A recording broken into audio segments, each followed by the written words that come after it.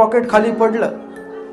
खाली पडल्यानंतर त्या पॉकेटमध्ये पैसे किती होते हेच त्याला काही सांगता येईना, पण पॉकेट हरवलंय हे मात्र निश्चित. कंडक्टरच्या हातामध्ये ते पॉकेट लागलं.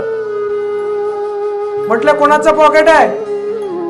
त्यावेळेला त्याने उचकून पाहिलं, त्यात माऊलींचा फोटो होता. कोणाचा?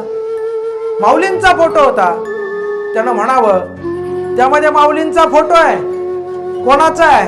त्या बाबांनी म्हणावं दादा, अरे ज्यात माऊलींचा फोटो आहे, अहो पण पैसे किती आहेत सांगा ना. अहो पैसे किती आहेत मला सांगता येणार नाही, पण माऊलींचा फोटो मात्र त्याच्यामध्ये आहे. ते पॉकेट माझंच आहे, ते पॉकेट माझंच आहे. अहो पण त्या पॉकेटामध्ये असणारा माऊलींचा फोटो फार जुना वाटतोय. अहो म्हटले आहे जुना आहे. बसा तुम्हाला सांगतो काय झालं, ऐका ना. ज्या वेळेला मी जन्माला आलो त्यानंतर काही वर्षानंतर मी शिक्षण घेतलं आणि ते पॉकेट मला माझ्या वडिलांनी आणून दिलं.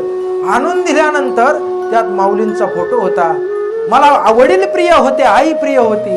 दोघांचे फोटो मी त्या माऊलींच्या शेजारी लावले. पण ऐका, माझे आई वडील मला सोडून निघून गेले.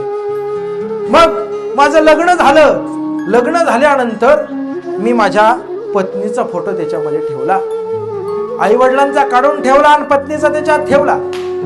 म्हटले काही दिवसानंतर मला मुलं बाळ झाली. म्हटले आता पत्नी काय दररोजच पाहत होतो, एवढे वर्ष संसार केला, तो फोटो काढून टाकला, माझ्या मुलांचा ठेवला. महाराज हे झालं.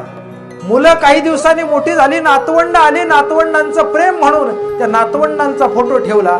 आता भरपूर वर्ष झाले मी म्हातारा झालो. मी माझ्या गावाला एकटा असतो. पुणे मुंबईला सगळी माझी मुलं असतात, नातवंड असतात. त्यांना फोन केला की ते म्हणतात बाबा तुमचं तुम्ही जगायला शिका, एकटे राहा, तुमचं तुम्ही बघून घ्या. त्यावेळेला मी ते फोटो सुद्धा फेकून दिले आणि हा माऊलींचा फोटो, अहो मी 20 वर्ष झाले एकटा राहतोय. किती वर्ष? 20 वर्ष झाले एकटा राहतोय. आणि जेव्हापासून पॉकेट माझ्याकडे तेव्हापासून सगळ्यांनी साथ सोडली, पण माझ्या ज्ञानोबारायांनी माझी साथ सोडली नाही. माझ्या ज्ञानोबारायांनी आजवर माझी साथ सोडली नाही.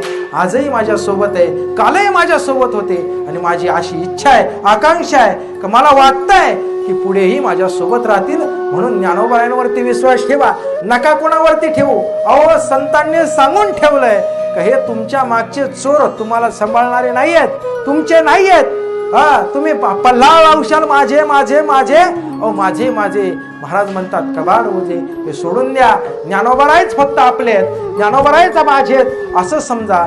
ज्ञानोबा माझा, ज्ञानोबा माझा, ज्ञानेश्वर.